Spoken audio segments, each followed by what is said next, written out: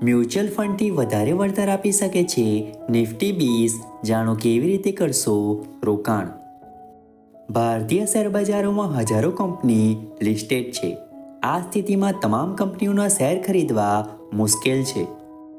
ત્યારે મોટાભાગના લોકો નિફ્ટીની ટોચની 50 અને 100 કંપનીઓમાં નાનાનું રોકાણ કરવાનું પસંદ કરે છે।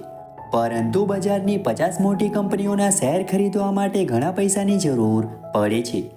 પરંતુ હવે તમે માત્ર 280 રૂપિયામાં દેશની 50 મોટી કંપનીઓમાં રોકાણ કરી શકો છો। તેના માટે તમારે નિફ્ટી 20માં રોકાણ કરવું પડશે। ઘણા બજાર નિષ્ણાતો નિફ્ટી 20ને મ્યુચ્યુઅલ ફંડ કરતાં વધુ સારી માને છે, કારણ કે તેમાં રોકાણ કરવું સરળ છે અને વળતર પણ સારું છે। જેમ જેમ નિફ્ટી 50 ઇન્ડેક્સ ઉપર જશે તેમ નિફ્ટી 20ના ભાવમાં વધારો થશે। નિફ્ટી 20 શું છે?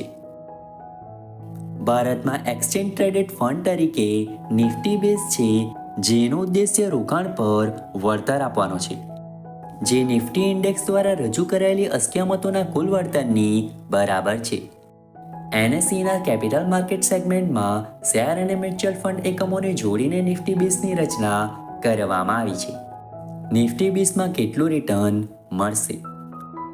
નિફ્ટી 20 વળતર આપવાની બાબતમાં ખૂબ જ સારી અને સ્થિર રહી છે।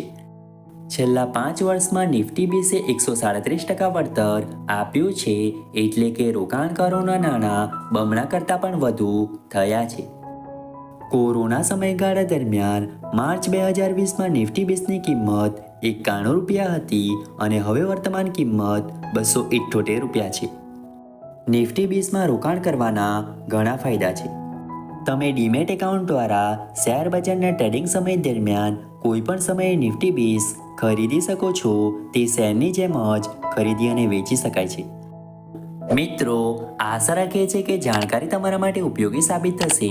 વિડીયો ગમ્યો તો વિડીયોને લાઈક કરીને ચેનલને સબસ્ક્રાઈબ અથવા ફોલો કરવાનું ભૂલતા નહીં।